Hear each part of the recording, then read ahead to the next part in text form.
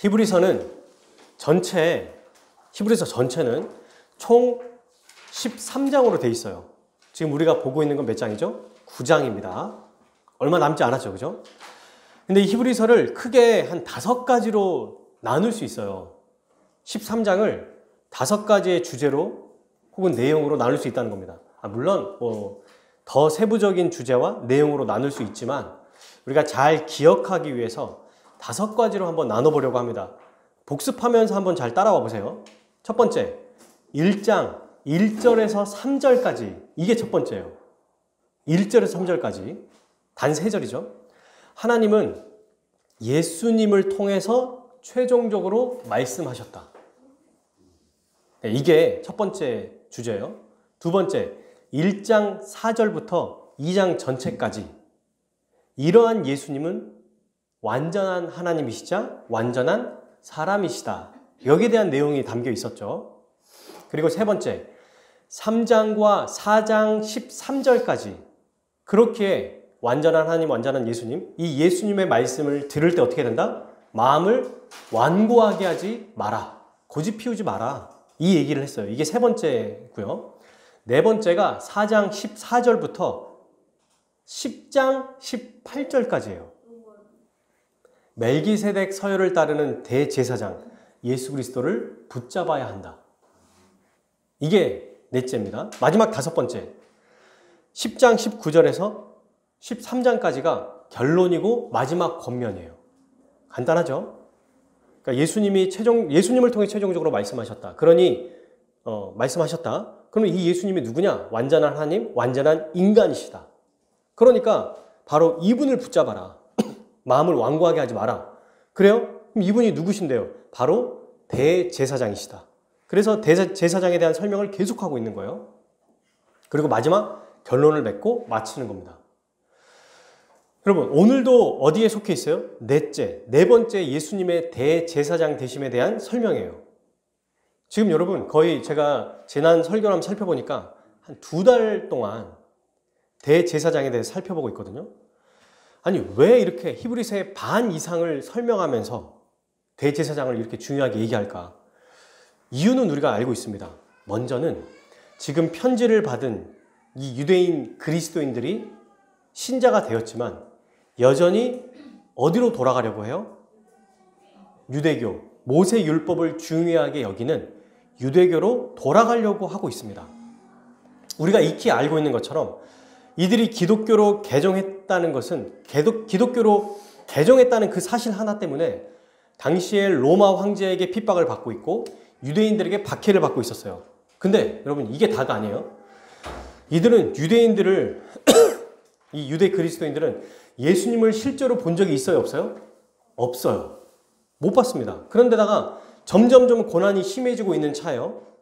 그런데 이제 주위에서 뭐라고 그러냐면 예수님이 어딨냐? 갑자기 듣도 보도 못한 사람이 나타나가지고 자기가 메시아라고 해서 죽었잖아요. 이단이라는 소리가 자꾸 들어오는 겁니다. 기독교인으로 개종은 했지만 어때요? 성전이 무너진 게 아니에요, 지금. AD 70년에 티투스 장군을 통해서 예루살렘 성전이 완전히 무너졌거든요. 그 전이에요, 지금 이 상황이. 무너지기 전입니다. 그러니까 어때요? 제사 제도가 버젓이 있습니다. 대제사장, 제사장, 성전 다 있는 거예요. 조상 때부터 지금까지 제사를 드렸어요, 이 사람들은. 자기도 어린 시절부터 너무나 당연하게 제사를 드렸다는 거예요.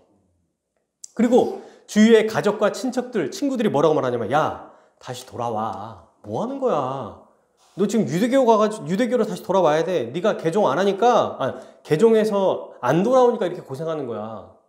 고통당하지 말고 그냥 네 정체성에 맞게 다시 살아라. 여러분, 안 맞는 옷을 입고 있는 느낌일 거예요. 평생을 그렇게 살아왔다고 생각해 보십시오. 근데 다른 종교로 간다? 이거는 사실 우리에게는 말도 안 되는 일이에요. 근데 여기서도 이제 이런 얘기를 들으니까 흔들릴 수밖에 없겠죠. 하지만 여기서 또 하나 있어요. 생각해 보니. 게다가 자기들이 지금 고통을 당하고 있는데 예수님이 살아계신다고 그랬잖아요. 아무런 도움이 없습니다. 더 고난을 당하고 고통을 당하고 아무 일도 안 일어나는 거예요. 이 길이 피해져야 되고 좀 더 나은 길로 가야 되는데 그런 일이 안 일어나는 겁니다. 가만히 계시는 것처럼 보여요. 우리도 여러분 이럴 때가 있잖아요. 이런 상황에 지금 처해 있는 거예요. 그러니까 그냥 박해 때문이 아니라 수많은 자기의 삶, 그동안 과거, 주위의 사람들 모두가 다 지금 다시 돌아오라고 하는 이 유혹 속에 살고 있다는 것을 기억해야 됩니다. 이건 마치 우리나라가 옛날 조선시대 때 이제 막 개화기가 시작되면서 어떤 일이 벌어집니까? 양반들에게 이제 더 이상 갓을 벗고 머리를 자르고 상투를 자르고 그 다음에 신식옷 입으라고 하잖아요. 시대가 변했어요. 이제 바뀌었습니다. 그래서 몇몇 사람들은 거기에 동조해서 머리도 자르고 옷도 입어요. 근데 어때요? 주위가 여전히 핍박이 심하죠. 너는 부모가 주신 이것들을 다 버렸다는 이부터 시작해서 너희는 매국노라느니 하면서 주위에서 핍박하고 여러 가지 말들이 있는 거예요. 심지어는 어떤 뭐 사대부 집안에서는 막 호적에서 파버리기도 하고 또 몰래 막 밤중에 막 두들겨 맞기도 하고 이렇습니다. 당연히 다시 나 개화기라고 해도 다시 돌아가고 싶다라는 마음이 들 수밖에 없겠죠. 생각해 보십시오. 혼자 그런 상황이라면 얼마나 이게 유혹이 크겠습니까? 그러니 이런 상황, 이런 비슷한 상황에 히브리인들이 지금 히브리서를 받은 유대인 기독교인들이 겪고 있는 상황인 거예요. 지금 이 상황이. 그래서 히브리서 기자는 예수님이 대제사장 되신다는 게 무엇을 의미하는지 구약의 율법을 중심으로 하나씩 반박하며 설명하는 거예요. 왜 구약의 율법을 중심으로 대제사장을 중심으로 얘기하느냐? 유대인들에게는 율법이 자기들의 전부기 때문입니다. 자기의 정체성이니까. 그래서 우리처럼 오늘날 우리와 별로 크게 연관 없는, 우리 민족과도 별로 연관이 없잖아요. 율법은. 근데 이들에게는 자기의 정체성이고 자기의 전부예요. 그래서 자기들이 가장 중요하고 목숨처럼 여기는 것들을 가지고 계속 설명하면서 그게 다가 아니라 예수 그리스도, 그분에 대해서 우리가 알아야 된다라는 얘기를 계속 하고 있는 거예요. 그분을 붙잡아야 된다는 얘기를 하는 겁니다. 반 이상을 이걸 할애하는 거죠. 생각해 보십시오. 이렇게 얘기 안 하고 다른 얘기를 하면은 이들에게는 통하지 않아요. 자기들에게는 구약의 율법, 모세가 주신 율법. 근데 여러분 율법 중에서도 가장 핵심이 뭔지 아십니까? 제사제도예요. 성막. 언약궤 안에 뭐가 있죠? 돌판이 있어요. 율법이 그 안에 있다는 겁니다. 이게 전부예요, 이들에게는. 아침에 일어나서 제사장들이 제사 드리는 걸 보고 매일 잘못했을 때마다, 그러니까 일상의 삶인 겁니다. 일상의 삶이. 이거 없으면 유대인의 정체성이 없는 거거든요. 그러니 그들은 제사장과 대제사장이 얼마나 위대해 보이겠어요. 근데 그게 필요 없다고 얘기하니 지금 답답할 노릇이죠. 이걸 히브리서 기자는 하나씩 구체적이고 자세하고 체계적으로 설명하면서 반복하면서 계속해서 그들의 생각을 돌이키게 하는 겁니다. 다시 이미 붙잡고 있는 예수 그리스도를 붙잡게 하는 거예요. 그래서 결국 뭘 알려주고 싶은 거예요? 구약의 율법과 성막, 제사 제도는 뭐다? 예수 그리스도를 상징하는 스케치다. 모형이다. 그림자다. 이거를 설명하는 겁니다. 자세하게. 자, 근데 여러분, 자 이제 돌아와서 우리를 한번 생각해 볼까요? 이런 내용이 이 당시 히브리서를 받은 독자들에게는 효과가 있습니다. 근데 21세기에 사는 우리에게는 굳이 더 알아야 될까요? 구약의 율법과 제사에 대해서? 필요 없다고 생각할 수 있지만 아닙니다. 왜냐하면 유대인에게만 주신 율법이지만 하나님이 어떤 분이신지 알려주기 위해서 주신 거예요. 율법과 제사제도는. 한 민족의 독특한 민족에 대한 문화가 아니라 하나님이 인간을 어떻게 다뤄가시는지를 보여주기 때문에, 죄인인 인간을 어떻게 다뤄가시는지를 보여주기 때문에 이것이 매우 중요한 거예요. 그리고 여러분, 많지 않지만, 아니 사실 우리가 오히려 극소수죠. 여전히 구약의 율법을 중시하며 지키며 살아야 된다고 하는 사람들이 있습니다. 유대교가 당연히 그렇겠죠. 또 있어요. 세대주의라고 해서 우리나라의 많은 사람들이 이 세대주의라고 하는 영향을 받았거든요. 이 세대주의에 있는 이 세대주의와 세대주의자들이 어떤 주장을 하냐면 제3성전을 세워야 된다고 말합니다. 성전이 지금 무너졌잖아요. AD 70년에 3성전을 세워야 된다고 말하고 있어요. 그런 사람들이 지금도 존재합니다. 근데 자, 그러면 이제 21세기에서 더 좁혀서 우리로 한번 생각해 볼까요? 전 세대주의가 뭔지 모르는데요. 관심도 없어요. 그러면 이건 우리와 아무 상관이 없는 걸까요? 아니죠. 구약의 제도를 통해서 하나님이 어떻게 사람을 다뤄가시는지를 보여주는 것뿐만 아니라 지금 이 구약의 율법과 성막이 오늘날은 우리에게 어떤 것을 의미하는지를 알아야 됩니다. 그들은 이 구약의 율법과 제도를 예수님보다 더 사랑했잖아요. 그죠? 그렇다면 우리에게도 그들에게 구약의 율법과 성막이 우리에게는 예수님보다 더 사랑하고 의지하는 어떤 것을 의미하는 거예요. 그게 뭔지는 모릅니다. 각자 다 있겠죠. 그게 바로 이들의 구약의 율법이 우리와 똑같은 거예요. 예를 들면 이런 거죠. 그게 뭐가 됐든지 간에 예수님보다 더 사랑하고 의지하는 게 있다면 그게 바로 구약의 율법과 성막이거든요. 재물, 돈이 될 수 있습니다. 또 사랑하는 가족이 될 수도 있어요. 직장의 중요한 인맥도 될 수 있어요. 또 사랑이라고 하는 사랑의 감정을 느끼는 어떤 로맨스, 또 소소한 행복, 소확행이라고 해서 요즘에는 뭐 작은 행복으로 만족한다. 근데 그것도 더 중요한 게 돼버릴 수 있다는 겁니다. 신앙이 좋은 분들은 이런 함정에 빠져요. 뭐냐면 어떤 특정한 목회자나 특정한 신학자를 예수님보다 더 의지하는 거예요. 말씀보다. 그분을 내가 너무 좋아해서 꽂혀요. 그분의 얘기만 듣고 그분의 말씀만 맞다고 생각하는 거예요. 성경을 보고 객관적인 판단보다 또 성경책 자체를 너무 경건하게 여기는 거예요. 책의 내용이 중요한 거지 종이 쪼가리에 불과합니다. 이거는. 근데 마치 이거를 안고 자야 되고 머리맡에 두면 귀신이 떠나가고 이거 다 주술횡이 같은 거거든요. 또 그러니까 믿음이 좋은 사람들에게 나타나는 특징이겠죠. 경건서적이나 아니면 어떤 특정한 자기가 좋아하는 그 신학 사상을 좋아하는 것. 그것도 여러분 예수님보다 더 좋아하는 것들 거기에만 매몰될 수 있다는 거예요. 그리고 많은 사람들은 이런 경우에 아마 속할 겁니다. 자기가 행하는 종교활동, 종교생활, 자기의 헌신, 내가 그동안 이뤄왔던 것, 지금 내가 기도한 것, 지금의 열심, 이게 예수님보다 더 의지하고 사랑하는 것. 그동안 내가 과거 해왔던 것들, 나의 전통, 내가 가지고 있는 나의 정체성 이런 것들을 더 의지하며 살아가는 게 바로 이들에게 구약의 율법과 성막을 이들이 더 사랑하는 것과 똑같다는 거예요. 그러니 뭐 구약 율법 또 얘기한 애가 아니라 오늘 말씀을 들으면서 그럼 나는 이들이 구약 율법을 그렇게 사랑하는 것처럼 내가 이렇게 사랑하는 게 뭐지? 이걸 생각하면서 다시 우리의 초점을 예수 그리스도께로 향하게 가야 된다는 거예요. 이게 오늘 우리가 히브리서 말씀을 보는 이유입니다. 그러면 여러분, 예수 그리스도만 의지해야겠죠? 이 말씀을 이제 우리가 배울 겁니다. 왜냐하면 예수님만이 유일한 길과 진리와 생명이 되기 때문이죠. 그래서 오늘 본문을 볼 때 나랑 상관없는 오늘도 율법 얘기군 이렇게 보지 마시고 내가 예수님보다 더 익숙하게 생각하고 더 좋아하고 더 편안하게 의지하고 있는 게 뭔가 이걸 확인하고 그것까지 파내서 그리스도께 가자는 거예요. 이걸 위해서 우리가 말씀을 듣는 겁니다.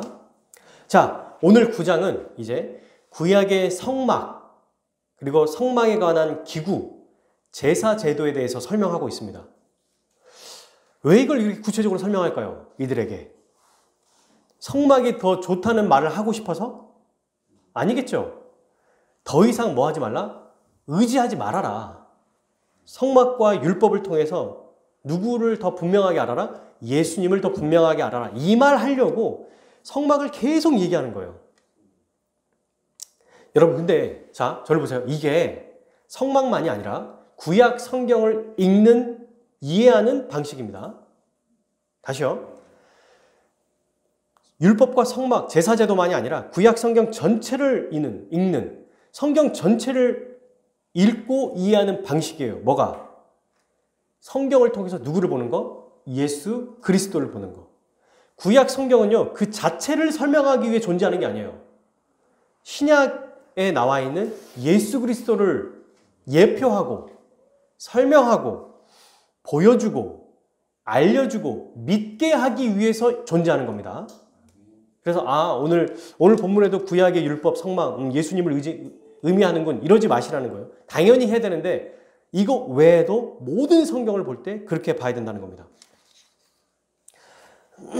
자, 그러면 먼저 우리가 이제 이 예수님에 대해서 잘 알려면 예수님을 가르치는, 설명하는 뭘 알아야겠죠? 성막과 성막의 제도, 이거를 좀 잘 알아야 될 필요성이 있습니다. 그래야 그리스도와 어떻게 연결되는지를 이해할 수 있겠죠. 그래서 오늘은 특별하게 제가 처음으로 프린트를 좀 해왔어요. 여러분들 보시면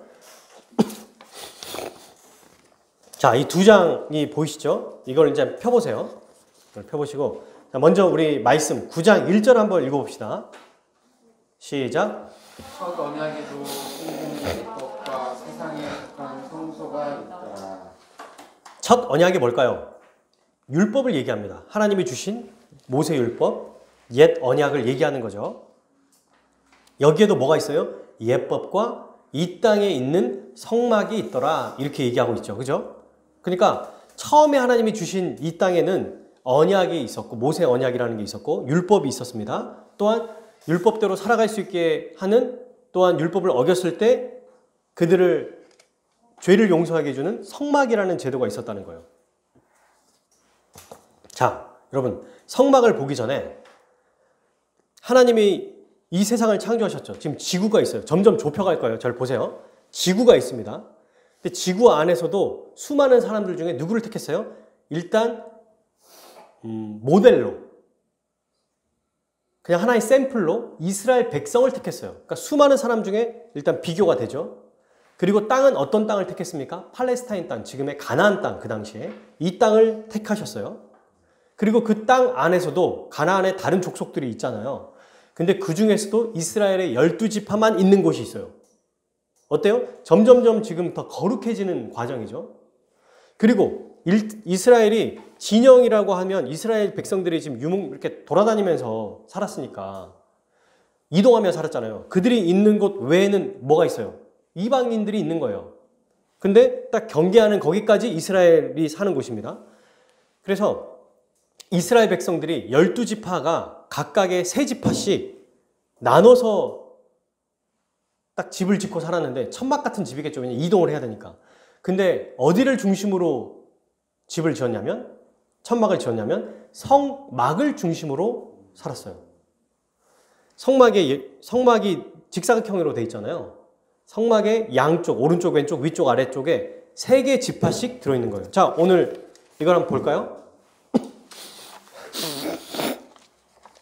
위에 이게 보이시죠? 이게 뭐라고 되어 있습니까? 제일 위에 성막으로 되어 있고 그 옆에 이스라엘의 지파가 써져 있죠. 그죠? 무슨 색깔이에요? 파란색으로 단, 아셀, 납달리, 유다, 이사갈, 스불론, 르우벤, 시므온, 갓, 에브라임, 므낫세, 베냐민 이렇게 지파들이 이렇게 각각 살았어요. 여기에 이제 잠을 자고 진을 쳤다는 거예요. 그리고 그 안에 또 누가 있습니까? 레위 사람들이 있어요. 레위 사람들은 이 성막을 지키고 성막의 물건들을 관리하는 사람들이에요. 그러니까 이스라엘 백성들이 이방인들보다 어때요? 훨씬 더 거룩한 백성이죠. 근데 이 12지파 속에서도 누가 있다? 레위 지파 사람들이 있다. 근데 그 레위 지파 사람들이 바로 성막 근처에 기거하고 있는데 여기는 안 나와 있지만 입구에 누가 있어요? 있네요. 모세와 아론이 거기에서 잡니다. 그리고 이 안에는 레위 사람들 중에서도 누가 이 안에만 들어오냐면 여기가 성막인데요. 성막 안에 들어와서 있을 수 이제 사역을 하는 거예요. 누가? 레위의 제사장들이.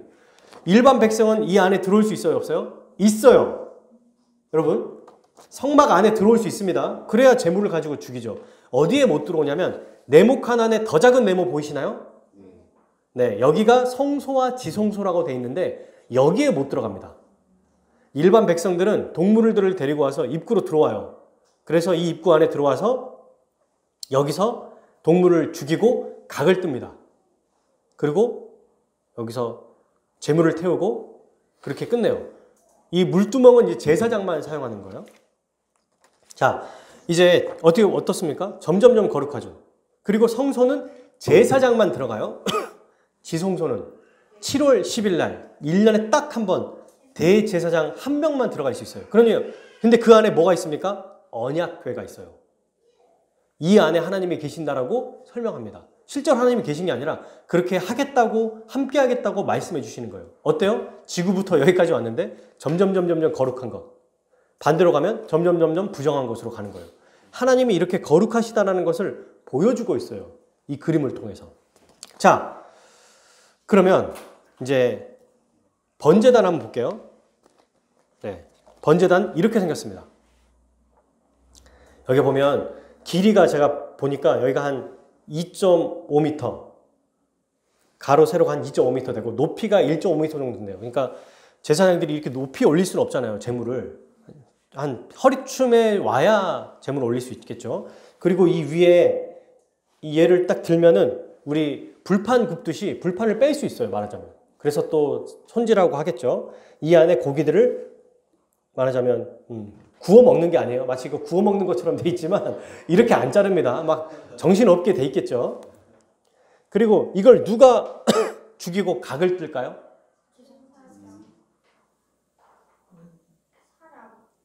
재물을 가지고 온 사람이. 정말일까요? 네. 안 찾아보려고 그랬는데 찾아볼게요. 레위기 한번 펴볼까요? 이것만 보겠습니다. 예전에 제가 한번 말씀드렸는데 이게 이해가 안 되죠.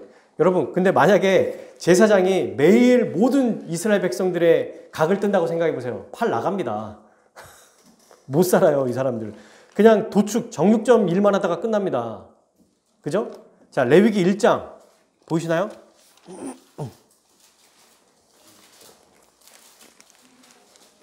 자, 잘 읽어보셔야 돼요. 그라는 말이 나오니까. 2절 읽어봅시다.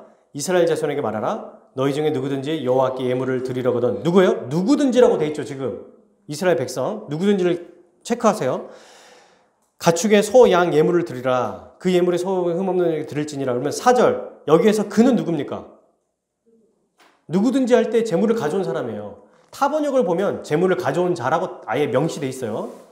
그는 번제물의 머리에 안수하고 그를 위해 기쁘게 받으심에 되어 그를 위해 속죄가 될 것이니라. 그죠? 여러분, 제사장에게 무슨 속죄가 돼요? 제사장은 제사장이 하는 거지. 모든 제물이 제사장에게 속죄가 되려고 가져오는 게 아니겠죠. 자기의 죄를 속하려고 가져오는 거잖아요. 그리고 5절. 그는 여호와 앞에 뭐예요? 수송아지를 잡는다고 말했어요. 그리고 그러면 제사장들은 뭐합니까? 뒤에 나와요. 피를 가져가요. 그리고 회막문 앞에 제단 사방에 뿌립니다. 이 번제단 보세요. 여기 번제단 주위에다 뿌린다는 거예요. 이 각을 누가 죽이는 거예요? 가져온 사람이. 6절. 그는 또 읽어볼까요? 시작. 그는 또 그 번제물에 뭐다? 가죽을 벗기고 각을 뜰 것이요. 그럼 제사장은요? 7절. 아론의 자손들은 제단 위에 불을 붙이고 불 위에 나무를 버려놓고 그리고 8절에 그 각 뜬 거 머리에 있는 것들을 버려놓는다. 보세요. 누가 합니까? 이 일을? 제물을 가져온 사람이 하는 거예요. 이걸 통해서 뭘 보여주는 겁니까? 죄가 얼마나 엄중하고 심각한 건지. 내가 죄 하나 지은 것 때문에 안수한다는 건 뭐예요? 내 죄가 이렇게 전가된다는 뜻이에요.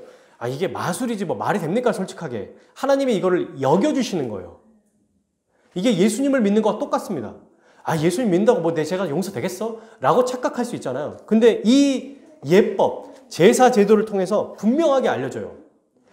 어린 양에게 혹은 소에게 양에게 제물을 가져온 사람이 안수를 해요. 그러면 내 죄가 다 어떻게 돼? 전가가 되는 거예요. 우리 어렸을 때 아이들이 얼음땡 놀이를 했거든요. 제가 얼음 했는데 친구들이 와가지고 땡 하면은 풀려나는 거랑 똑같은 거예요.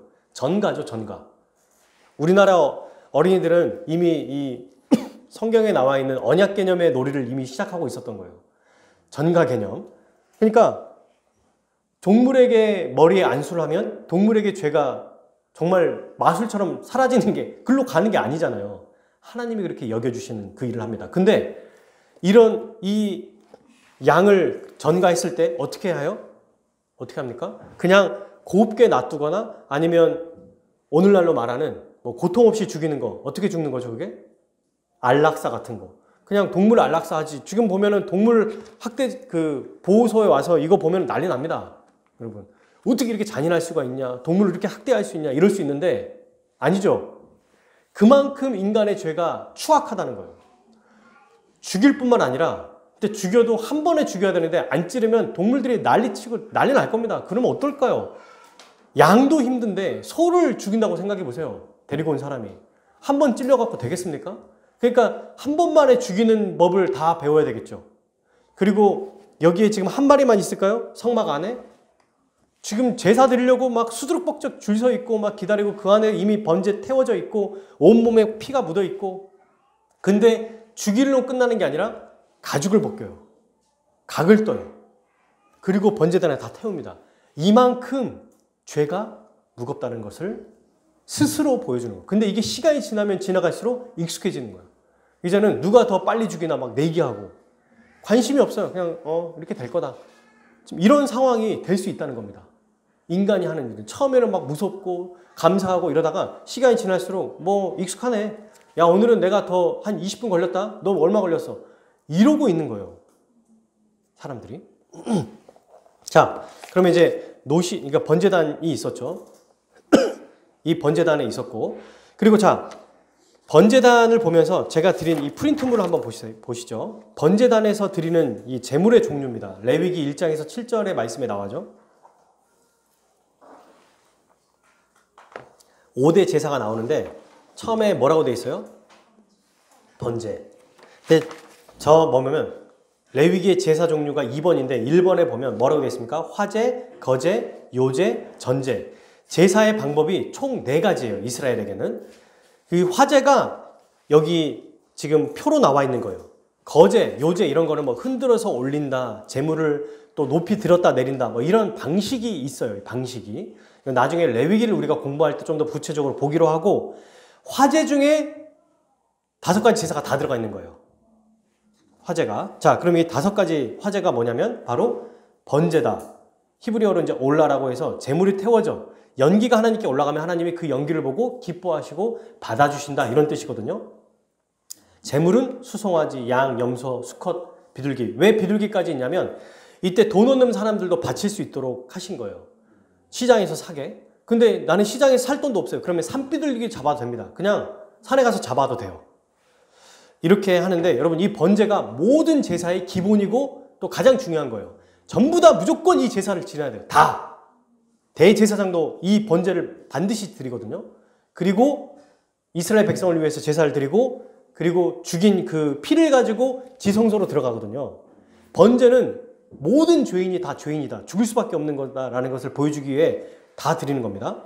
그 다음에 소제는 유일하게 곡식이에요. 밀가루, 가루, 이제 곡식에 나와 있는 그 가루를 가지고 드리는 거예요. 이건 뭐냐면 목적이 보이죠? 감사와 순종, 헌신, 감사에 대해서 드리는 거예요. 화목제는요. 화목제도 마찬가지입니다. 감사제, 서원제. 내가 하나님 감사합니다. 이것에 내가 이렇게 하겠습니다. 서원하겠습니다. 하나님 내가 자발적으로 하나님 이번 주는 너무 감사해요. 오늘로 말하면 뭐 감사헌금 같은 거겠죠. 그리고 특이한 거는 이 화목제는 당일날 소를 잡거든요. 여기서는 양, 염소, 비둘기는 못해요. 화목제는. 자발적으로 드리는 거니까. 그래서 이 동물을 잡아 죽이면 그날, 다음 날까지 모든 사람들이 먹을 수 있었습니다. 그러니까 동네 잔치가 열리는 거예요. 화목제가 열리면. 그리고 속죄제는 뭐냐면 목적을 보세요. 죄로 인한 오염.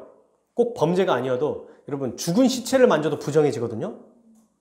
또 혹은 죄를 지은 사람의 자리에 앉거나 그럼 이제 그런 걸 가지고 죄를 속하기 위해서 속죄제를 드립니다. 속건제는 뭐냐면 성물, 성막에 있는 물건을 뭐 망가뜨렸거나 잘못하다가 번제단을 이렇게 했는데 막 부러뜨릴 수도 있잖아요. 뭐 그러거나 아니면 이웃을 상하게 하거나 이웃에 피해를 줬을 때 드리는 제사입니다. 저는 이 속건제를 보면서 참 생각했던 게 뭐냐면 성물이나 목적 보세요. 성물, 하나님이나 이웃에 대한 피해 보상 동일하게 뒀죠. 성물에 대한 피해나 하나님, 그러니까 이웃에 대한 피해 보상을 동일하게 하는 것. 이게 참 특이한 점이죠. 나중에 우리가 레위기 말씀을 볼 때 좀 더 분명하게 보도록 하고, 이렇게 제사 종류가 5가지가 있다. 번제, 모조리 다 태워서 드린다. 그 중에 물론 이제 그 내장, 그 부정한 것들은 다 빼버리고, 이제 가죽과 이런 것들을 다 태우거든요. 그리고 두 번째, 소제라고 해서 곡식을 드리는 거예요. 그 다음에 화목제라고 해서 송아지, 보통 수송아지를 드려요. 모두와 다 같이 먹으려고. 여기에서 말하는 화목제는 예수님의 화목제물 대신과 완전히 다른 얘기예요. 이 화목제는 감사해서 드리는 거고, 예수님은 우리의 저주를 받아서 하나님께 대신 드려지는 희생제물이라는 뜻입니다. 오해하는 분들이 계셔서 제가 얘기하는 거예요. 이 화목제는 레위기 5대 제사 중에 3번째고, 예수님의 화목제물은 이 제사 전체를 의미하는 제물이에요. 그 화목이 한문으로 혹은 그러니까 우리말로 말하면 하나님의 진노를 받아 대신 드려지는 제물이라는 뜻이죠. 여기에서 레위기에서 화목제는요, 감사해서 드리는 거다. 그래서 이름이 똑같다고 똑같은 게 아니라는 거 기억해 주시기 바랍니다. 우리가 배라고 해서 다 먹는 배가 아니라 돛단 배도 있잖아요. 내 배도 있는 거고 다 달라요. 자, 속죄제는 부정해졌을 때, 오염됐을 때 정결해지기 위해서 드리는 제고, 또 모르는 죄를 지었을 때 용서를 구하는 거. 속건제는요, 성물이나 이웃에게 잘못된 죄를 졌을 때 드리는 겁니다.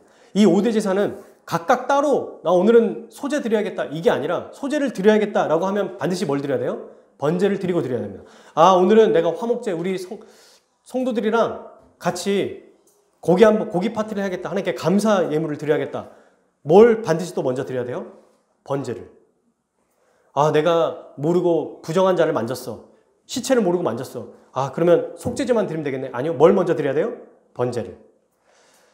성물을 모르고 망가뜨렸어요. 뭘 먼저 드려야 돼요? 번제를. 항상 번제는 그냥 기본으로 깔아져 있다고 생각하시면 돼요. 그리고 나머지 제사를 함께 드렸습니다. 자, 바로 그 모든 제사를 드린 게 어디다? 여기 번제단이다. 그러니까 여기서 다 이루어지죠. 그러니까 커야 돼요? 작아야 돼요? 커야 됩니다. 자, 그리고 이제 두 번째. 자, 여러분 표에 보시면 두 번째 뭐가 있어요? 그 다음에 나가면 물두멍이라고 돼 있죠. 지금 물두멍이라고 돼 있는 거 보이시나요? 네. 이 물두멍은 이렇게 생겼어요. 이렇게, 이건 좀 너무 작죠? 이만큼 커요. 여기에서 제사장들이 하다 보면은 피도 묻고, 막 그을린 것도 묻고, 막 창자 내장도 막 묻을 수 있잖아요. 그래서 옷을 씻는 게 아니라 손과 발을 씻습니다. 손과 발을. 근데 특이한 게 물두멍은 다른, 여러분 성막 전부 다 규격이 있거든요. 50규빗, 20규빗, 몇 규빗, 규빗이라고 표현해서 우리로 따지면은 몇 미터, 몇 센치 규격을 재는데 물두멍은 규격이 없습니다. 규격이 없어요. 그래서 그냥 알아서 만들었습니다. 이거는 뭘로 만들었냐면 여인들의 놋거울 모아가지고 놋으로 만들었어요. 그러니까 번제단도 놋입니다. 얘도 놋이에요. 색깔은 약간 황토색, 금색처럼 보이지만 놋이에요. 자, 이 물두멍에서는 손과 발을 씻었다고 얘기했어요. 근데 여러분 여기 보십시오. 우리 표에 보시면 놋제단과 물두멍은 뭘로 돼 있어요? 놋으로 돼 있어요. 근데 이제 성소로 들어가면 성소에 있는 모든 기구는 다 금으로 돼 있습니다. 점점점 이것도 보여주죠. 거룩한 것. 더 거룩하게 되는 걸로 보여주는 거죠. 그래서 물두멍이 하는 역할은 뭐다? 손과 발을 씻는 것이다. 이렇게 깨끗하게 한 다음에 성소에 들어가게 했어요. 제사장들이. 자, 이제 성소를 딱 보십시오. 성소를 보니까 성소는 어때요? 지금 우리 표에는 작은 네모로 되어 있는데요. 자, 여기를 한번 보시죠. 이게 이제 전체 그림이죠. 번제단에서 태우고 물두멍에서 손을 씻어요. 그래서 여기 보세요. 이스라엘 백성이 들어와 있나요? 안 들어와 있나요? 들어와 있죠. 들어와야 돼요. 여기서 이제 각을 떠야 되잖아요. 그러니까 이들은 도와주는 일을 하겠죠. 제사장들. 하지만 직접 합니다. 그러니까 엄청 크죠. 여기다가 다 태우고 씻은 다음에 안에 들어가는데 지금 뭐가 있냐면 덮개로 뭔가 덮어져 있어요. 그냥 뻥 뚫린 게 아니고 하늘을 보이는 게 아니라 덮개로 덮여져 있습니다. 그래서 들어가면 굉장히 어두워요. 완전 암흑이에요, 암흑. 하나님의 거룩함을 보여주는 거겠죠. 그래서 뭐가 필요하냐면 불빛이 필요해요. 전등. 그래서 등잔대라는 게 있습니다. 일단 설명할 거예요. 근데 먼저 이 성막 덮개가 뭐냐면 4겹으로 되어 있거든요. 4겹. 그래서 첫 번째는 세마포, 두 번째 덮개는 염소털 가죽. 가죽이에요. 세 번째는 붉은 물들인 수대한 가죽이에요. 염소털 가죽, 수대한 가죽. 근데 거기다가 붉은 물을 들였어요. 마지막 네 번째가 해달, 바다에 있는 해달 있잖아요. 해달의 가죽을 덮어요. 해달이 무슨 역할을 할까요? 방수. 비바람이 오고 모래바람이 와도, 그러니까 이 안에는 어떻다? 따뜻하기도 하고 방수도 되고 아늑하고, 이쪽이 난리가 나도 이 안은 고요하고 온전합니다. 이게 엄청나대요. 이 크기가. 이걸 짓는데 어마어마했을 겁니다. 몇 명이 아니라 몇백 명이 들어야 된대요. 휘장도 몇백 명이 들어야 된대요. 휘장 하나 몇십 명이. 몇십 톤이 된다고 그랬나? 휘장만. 휘장도 이렇게 해놨거든요. 이따 설명하겠지만. 덮개는 얼마나 크겠어요. 4겹으로 돼 있으니까. 엄청나죠? 눈과 비나 모래사장으로 다 보호하는 겁니다. 이렇게 아주 완벽하게 딱 만들어 놓고 이 성소에 이제 내부에 딱 들어가는 순간 누가 들어가요? 제사장만 들어갑니다. 내부에 딱 들어갔더니 제일 먼저 오른쪽, 왼쪽, 앞에 보이는 3개가 딱 보여요. 뭐가 보이죠? 오른쪽에 보여주는 빵을 두는 상. 이걸 뭐라 하냐면 떡상, 진설병상이라고 그래요. 빵, 우리가 먹고 있는, 이들이 주식으로 하고 있는 떡이겠죠. 그게 이제 들어와 있어요. 이렇게 돼 있습니다. 떡상은. 이게 우리로 말하면 밥 같은 거죠. 그 진설병상을 2줄로 6개씩 이렇게 올려서 12개, 12 숫자를 지금 상징하죠. 네. 이스라엘의 12지파를 상징하는 거예요. 이 떡상은 여러분 일주일에 한 번씩 새 것으로 교체했어요. 그리고 이거는 제사장만 먹을 수 있었습니다. 이제 이 떡상이 있었어요. 그리고 떡상 옆에 뭐가 있을까요? 그 이제 왼편에 봤더니 등잔대가 있습니다. 이렇게 돼 있죠. 등잔대는 이렇게 7개로 돼 있어요. 그리고 여기에 감람류 이런 기름을 넣어가지고 계속 불이 꺼지지 않도록 했어요. 하나님이 내려주신 불이라고 해서 이 불을 꺼지지 않겠습니다. 그러니까 제사장은 불이 안 꺼지려고 기름을 부어야 되는데 하루에 2번씩 들어갔어요. 아침 저녁으로. 그래서 살핍니다. 불이 꺼지지 않도록.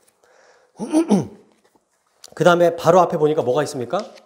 향제단이라고 되어 있는데 우리 성경으로 보면 분향단입니다. 이렇게 생겼어요. 번제단이라고 하고 약간 비슷하게 생겼지만 여기는 고기나 재물을 태우는 게 아니라 향을 태우는 곳이에요.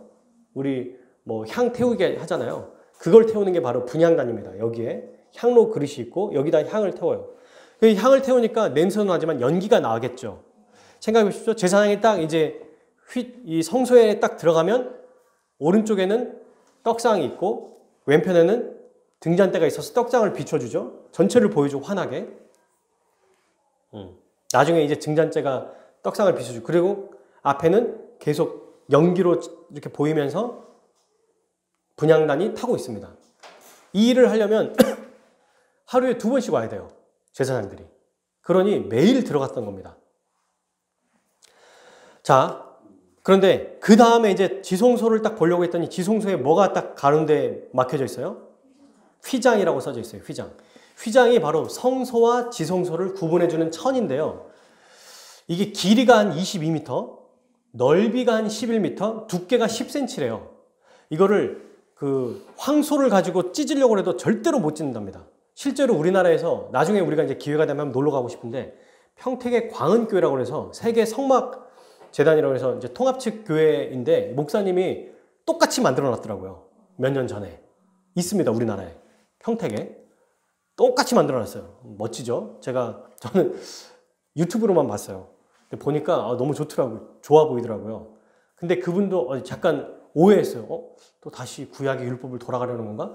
똑같아요. 이걸 통해서 예수 그리스도를 더 그 은혜를 더 잘 이해하게 하려고 만들어 놨대요. 너무 좋더라고요. 어쨌든 거기에 보면 이분이 이 교회에서 실제로 이거를 이제 똑같이 하려고 천은 직접 짰다는 거예요. 권사님들이 다. 3년이 걸렸답니다. 다 그 교회가 큰 교회인데, 그리고 그 실을 서로 꼬아가지고 절대로 뜯을 수 없대요. 이거를 양쪽에 잡고 막 줄다리기처럼 해도 뜯어질 수가 없는 거다.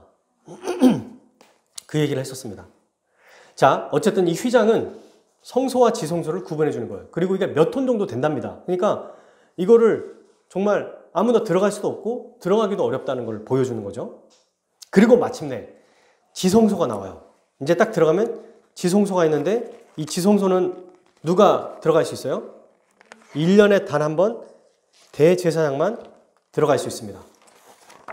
이 대제사장이 딱 들어갔을 때 뭐가 있냐면 언약궤가 있어요. 언약궤가 이렇게 생겼어요. 여기 보시면 금으로 네모나게 만들었는데 그 위에 특이한 게 뭐 있어요? 두 천사가 덮개를 딱 덮고 있죠. 그리고 아래를 보고 있잖아요. 밑에를 보고 있어요. 이게 덮개가 바로 하나님이 계신다라고 말하는 것이고, 날개로 하나님의 거룩을 상징하는 그 날개를 덮으면서 그 다음에 여기를 보고 있죠. 이 장소를 뭐라고 말하냐면 두 가지 이름으로 불러요. 여기를. 첫 번째가 속죄소라고 합니다. 죄를 속하는 장소. 죄를 용서해 주시는 장소. 그 다음에 또 하나 여기를 시은좌라고 돼요. 시은좌가 뭐냐면 한문으로 부어진다. 뭐가? 은혜가 베풀어진다라는 뜻이에요. 그러니까 참 역설적이죠. 여기서 죄를 용서받는데, 여러분 여기 들어갈 때, 제사장이 여기 들어갈 때 어떻게 하냐면, 이 안에 들어갈 때 피를 가지고 들어가요. 1년에 딱 한 번 들어갈 때. 피를 가지고 딱 들어갈 때 이제 어떻습니까? 여기다가 부어요. 이쪽에다가. 언약궤에다가 붓습니다. 그 피를. 근데 어떨까요? 죽을지도 모르니까 방울도 달고 또 밧줄도 달아요. 죽으면 이렇게 끌어올려고. 하나님이 원하시지 않는 날짜, 또는 자기에게 조금이라도 죄가 있으면 그 즉시 죽어요. 그러니까 또 하나는 모든 이제 모르게 지었던 대제사장만이 아니라 이스라엘의 모든 죄를 용서해주는 날이기 때문에 이스라엘 백성이 대제사장이 들어갑니다 하는 그 날은 이제 난리가 나는 날이에요. 모두가 다 숨죽여 지켜보고 있지 않을까요? 우리 대제사장의 얼굴을 다시 내밀고 나올까 죽을까? 나오면 뭐가 됐다는 거예요? 하나님이 우리의 죄를 용서하셨다. 죽었다 안 나왔다는 거는 용서되지 않았다는 거예요. 이건 난리가 나는 겁니다. 실제로 죽었던 경우도 있다고 하니까 다리를 묶은 다음에 죽으면 죽었네 하면서 들어가서 데리고 와야지. 하나님 저 들어가는 거 아니에요? 저 사람 데리고 오려고 제가 하는 겁니다. 하다가 들어가면 죽어요. 들어갈 때마다 죽는 거야. 그러니까 밧줄을 다는 거죠. 피를 가져갈 때 대제사장 어떨까요? 여러분이 대제사장이라고 한번 생각해 보십시오. 얼마나 떨릴까? 막 그냥 사시나무 떨리지 않을까요? 그리고 그걸 부어. 뭘 상징하는죠? 죽음이 반드시 필요하다. 그리고 죽음을 통해서 용서를 해주신다. 이곳에서 뭐가 벌어진다고요? 인간의 추악함, 모든 죄가 반드시 죽을 수밖에 없다는 것을 보여줄 뿐만 아니라 이 죽음을 통해서 하나님의 은혜가 선포되고 회복된다는 것을 보여주는 거예요. 이게 바로 언약궤입니다. 그 언약궤 안에 세 가지가 들어있죠. 돌판, 여기는 없는데 아론의 쌍난 지팡이, 금항아리. 금항아리는 만나였고요. 돌판은 두 번째 돌판이에요. 첫 번째 돌판을 깨서 버렸기 때문에 모세에게 두 번 주신 것. 아론의 쌍난 지팡이는 뭡니까? 이스라엘 백성들이 반항해요. 아론만 지도자냐? 우리도 지도자 되겠다라고 했더니 하나님이 이미 지팡이는 끝난 거잖아요. 지팡이에 무슨 뿌리가 납니까? 열매가 있습니까? 지팡이를 두고 너희들 그 지팡이 중에 싹이 난 게 내가 택한 자들이다. 해서 봤더니 아론의 지팡이만 나는 거예요. 여러분, 이 돌판은 뭡니까? 하나님이 말씀하신다는 얘기겠죠? 아론의 쌍난 지팡이는요, 하나님이 선택하셨다는 뜻이겠죠? 금 항아리는요, 만나를 담은 항아리거든요. 하나님이 공급하신다는 의미예요. 그런데 역설적으로 이 민수기와 출애굽기를 자세히 보면 돌판을 받을 때, 이들이 돌판을 받았을 때 어때요? 처음부터 깨버렸죠. 하나님이 말씀하셨지만 말씀을 듣는다 안 듣는다? 안 듣는다. 그리고 언제까지? 그들이 들어갈 때까지 한 번도 제대로 순종한 적이 있다 없다? 없다. 그리고 이들이 이제 뭐라고 말하냐면 난 너무 우리가 배고프다. 애굽에 있었을 때는 좋았는데 여기 있으니까 배고프다. 그래서 내가 먹는 것만 해결되면 하나님 온전히 섬길 수 있습니다. 라고 말하거든요. 그래서 하나님이 그래? 근데 안 될 걸 하면서도 주세요. 시도 때도 없이 만나를 내려주십니다. 고기 먹고 싶다고 그래서 성경 표현에 보려면 이빨 사이에 치아에 낄 정도로 고기를 먹게 하세요. 아주 지겹도록 먹게 합니다. 근데 그걸 먹었는데 어떻게 해요? 하나님을 또다시 반역하고 물이 없다고 그러고 또 애굽에 있는 게 좋았다고 그러고 은혜와 동시에 뭘 보여줘요? 우리가 얼마나 죄인지를 보여주죠. 아론의 쌍난 지팡이는요. 제사장 그룹이 들고 일어났어요. 반항이에요. 반항. 반역입니다. 그래서 그때 엄청난 숫자가 죽었잖아요. 아론의 쌍난 지팡이. 지금 하나님이 말씀하시고 택하시고 공급하신 것과 동시에 뭐가 있다? 인간이 얼마나 큰 죄인이고 얼마나 하나님께 반역할 수밖에 없는 자인가. 하나님의 은혜로만 회복할 수밖에 없다는 걸 보여주는 게 법궤 안에 다 들어가 있어요. 이 법궤 안에. 그러니 제사장이 보통 그런 얘기가 있어요. 들고 피를 뿌린 다음에 나와서 주저앉았답니다. 너무 무서워가지고. 그리고 들어갈 때 이걸 못 봐요. 여러분 지금 우리가 보지만 제사장 못 봅니다. 왜 그러냐면 향로를 가지고 가요. 분향단 앞에 있었죠. 분향단의 향로를 가지고 향에 이제 연기가 날 거 아닙니까? 향로를 가지고 가요. 너무 거룩하기 때문에 그걸 보면 죽어요. 레위기에 나옵니다. 그러니까 하나님이 실제로 계신 것도 아니고 내가 있겠다라고 말씀하시는 그 상징에도 불구하고 여기를 연기로 가려버려요. 하나님이. 이걸 보는 순간 죽게 되기 때문에 그냥 피만 뿌리고 오는 거예요. 아무것도 하는 일이 없어요. 대제사장은 1년에 딱 한 번 피 뿌리고 오는 거에 다예요. 모든 이스라엘 백성을 대표해서. 그리고 그 법궤 안에는 뭐가 있어요? 하나님의 은혜만이 살 길이라는 것을 보여주는 게 있어요. 은혜가 아니면 우리는 절대로 살 수 없다는 걸 보여주는 겁니다. 무슨 짓을 해도 죄인이구나 라는 걸 보여주는 게 바로 이 성막의 제도입니다. 여러분 여기에 이 내용이 바로 우리 오늘 히브리서 9장 1절부터 7절까지의 내용이에요. 자, 이제 성경을 한번 볼게요. 네, 우리 그림들은 이제 나중에 또 보시기로 하고 이제 그림은 다 끝났어요. 자, 이제 말씀으로 돌아가겠습니다. 1절. 첫 언약에도 섬기는 예법과 세 장에 속한 성소가 있더라. 그죠? 그걸 보여줬어요. 2절. 예비한 첫 장막이 있고 그 안에 등잔대와 상과 진설병이 있으니 기억나시죠? 성소라. 또 둘째 휘장 뒤에 있는 장막을 지성소라 일컬으니 금양로와 사명을 등에서 언약궤가 있고 그 안에 만나를 담은 금항아리 아론의 쌍난 지팡이 언약의 돌판이 있더라.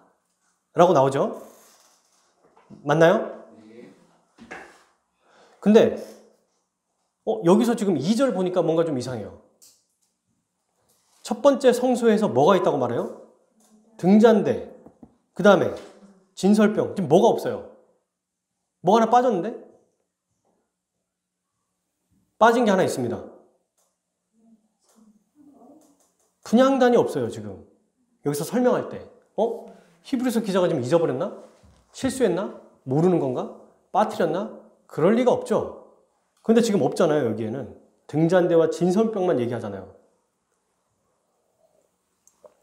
근데 뒤에 이제 5절, 4절. 여기에 나오네. 금향로와 이 분향단에 있는 그 금향로를 얘기하는 거거든요. 지성소에 이게 있다고? 레위기에서는 분명히 성소에 3개가 있다고 그랬는데 분명히 다른 의도가 있을 것이다. 있을 거다 하면 여러분 레위기 16장 12, 13절을 제가 읽어볼게요.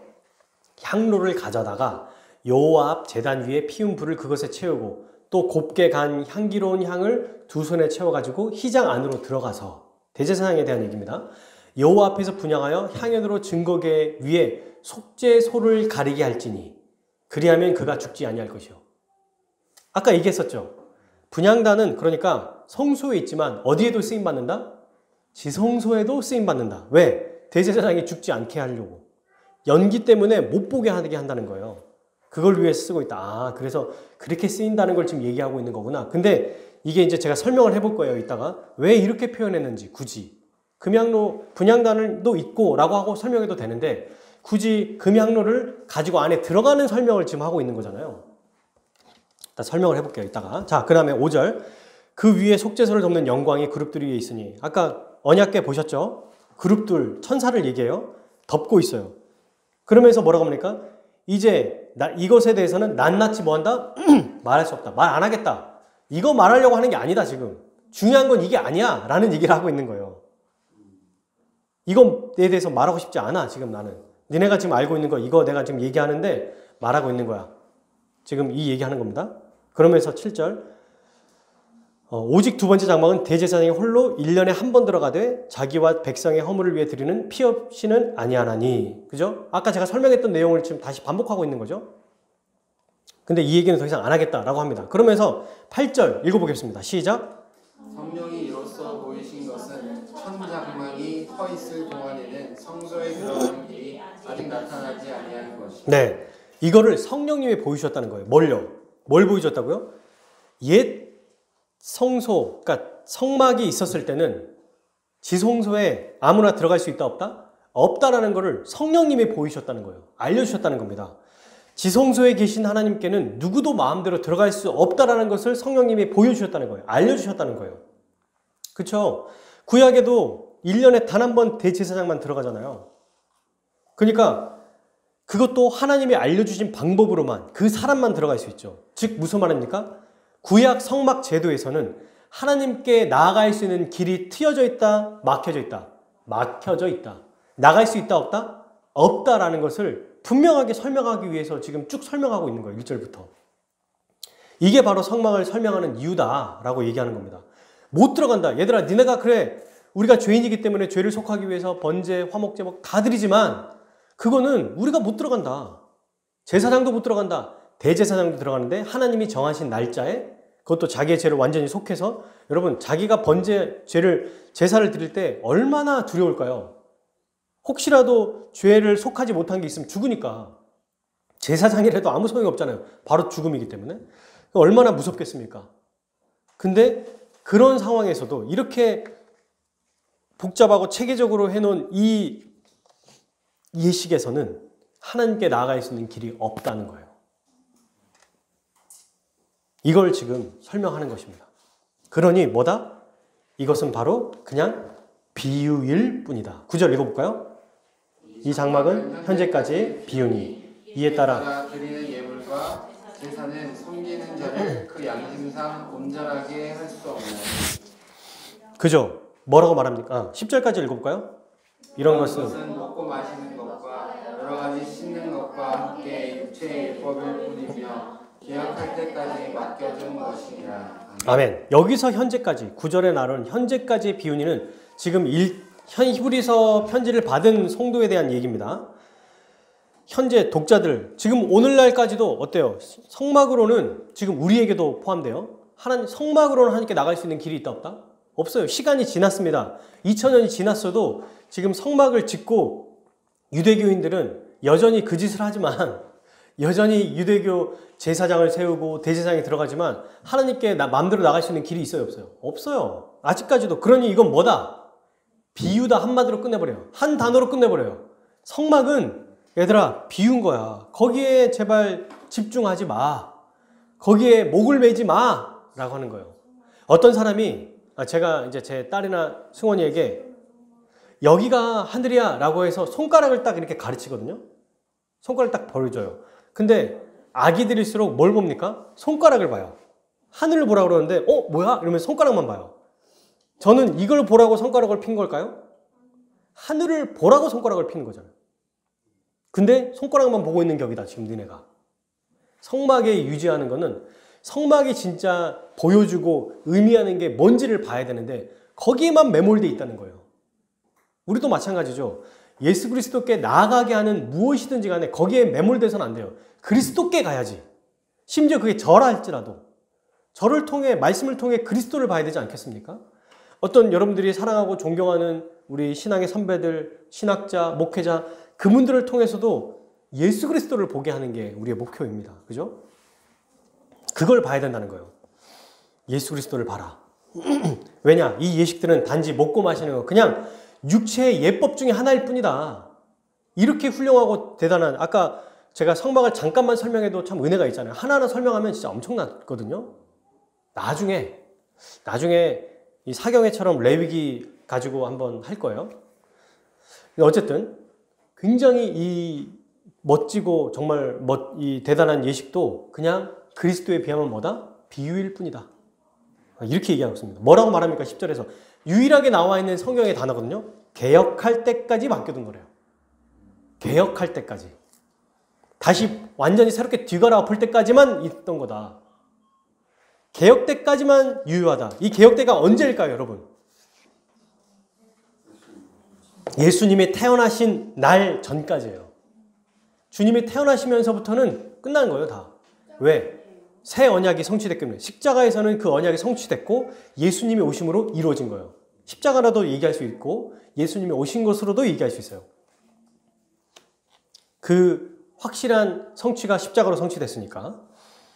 그때는 이제 성막이 필요 없는 거예요. 그래서 여러분, 예수님이 십자가에서 지금 예준이가 잘 얘기한 것처럼 딱 죽으시자마자 마태복음에서 어떤 표현이 나와요? 휘장이 하늘의 위에서부터 아래로 찢어진 거예요. 하나님이 길을 열어주신 거예요. 누구를 통해서? 예수님을 통해서. 예수님이 그래서 새 언약을 성취하시는 분, 우리의 중보자, 그분을 통해서만 영원히 하나님 나라에 들어갈 수 있다라고 말하는 겁니다. 그래서 이제 11절부터는 14절까지 예수님이 옛 언약에 비교해서 얼마나 더 우월하고 훌륭하신지를 설명해요. 그게 다 비교 대조해서 제가 다 말하지 않겠습니다. 여러분들이 자세히 한번 또 읽어보시면 하나하나를 다 대조해요. 하늘에 있는 것, 땅에 있는 것, 유일한 분, 영원한 분, 홀로 또 한계가 없는 분, 이거를 막 계속 설명하거든요. 이렇게 얘기합니다. 그 예수님이 휘장을 찢어버린 거예요. 이게 무슨 얘기인가요? 예수님이 길을 뚫었다는 거예요. 하나님께 갈 수 있는 길을 뚫은 거예요. 그분이 개척자예요. 그분이 뚫으신 길로만 가야 됩니다. 다른 길로 가면 안 돼요. 그게 무엇을 할지라도. 이 말은 예수님만이 우리의 믿음의 대상이고 의지할 분이라는 것을 설명하는 거죠. 이걸 이제 구체적으로 설명합니다. 11절. 그리스도께서는 장래에 좋은 일. 이 장래에 좋은 일이 뭘까요? 뭔가 모르지만 좋은 일이죠. 근데 이게 바로 하나님 나라에 들어갈 수 있는 자가 되고 영원히 들어가게 될 것을 얘기하는 거죠. 장래에 좋은 일에 대해서 대제사장으로 오사. 왜 예수님을 대제사장으로 오는지 이제 마침내 설명합니다. 왜 예수님을 굳이 대제사장으로 설명하는가? 다른 것보다 이 성막의 비유를 통해서 대제사장으로 설명하는 게 가장 모두에게 이해하기가 쉬워요.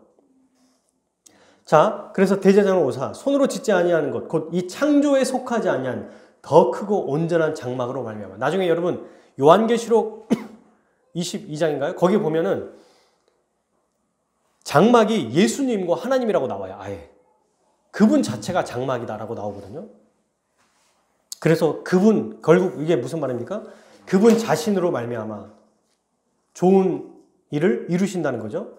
그래서 12절 이제 비교하는 겁니다. 염소와 송아지의 피로 안 했어요.